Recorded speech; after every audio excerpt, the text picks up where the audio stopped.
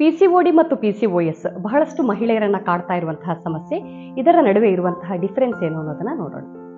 PCOD ಅಂತ ಅಂದ್ರೆ polycystic ovarian disease.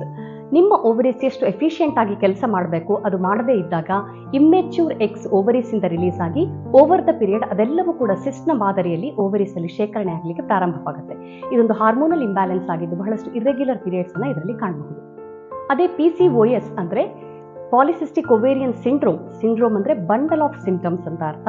ಇದು ಪಿಸಿಒಡಿಗಿಂತ ಪ್ರೋಗ್ರೆಸ್ ಆಗಿರುವಂತಹ ಸಮಸ್ಯೆ ಆಗಿರುತ್ತೆ. ಇದರಲ್ಲಿ ಈ ಸಮಸ್ಯೆ ಅನ್ನುವಂಥದ್ದು ಬರೀ ಓವರಿಗಷ್ಟೇ ಸೀಮಿತವಾಗಿರುತ್ತೆ. ದೇಹದ ಉಳಿದ ಭಾಗದಲ್ಲಿ ಕೂಡ ಬಹಳಷ್ಟು ಸಿಂಪ್ಟಮ್ಸ್ಗಳು ಮ್ಯಾನಿಫೆಸ್ಟ್ ಆಗಲಿಕ್ಕೆ ಪ್ರಾರಂಭವಾಗುತ್ತೆ. ಇನ್ಸುಲಿನ್ ರೆಸಿಸ್ಟೆನ್ಸ್ ಇರ್ಬೋದು, ವೆಯ್ಟ್ ಕಡಿಮೆ ಮಾಡ್ಕೊಳ್ಳಿಕ್ಕೆ ಬಹಳ ಕಷ್ಟವಾಗುವಂಥದ್ದು, ಹೇರ್ ಫಾಲ್ ಇಶ್ಯೂಸ್, ಆಕ್ನೆ ಆಗುವಂಥದ್ದು, ಹಾಗೂ ಡಿಫಿಕಲ್ಟ್ ಕನ್ಸೀವ್ ಆಗಲಿಕ್ಕೆ ಬಹಳಷ್ಟು ತೊಂದರೆ ಆಗುವಂಥದ್ದು, ಅದೇ ರೀತಿಯಾಗಿ ಇರಿಟೆಬಿಲಿಟಿ, ಆಂಗ್ಸೈಟಿಯ ಸಮಸ್ಯೆ, ಈ ರೀತಿಯಾಗಿ ಹಲವಾರು ಸಮಸ್ಯೆಗಳು ಇದರಲ್ಲಿ ಕಾಡ್ತಾ ಇರುತ್ತೆ. ಸೊ ಈ ಪಿಸಿಒಡಿ ಅಥವಾ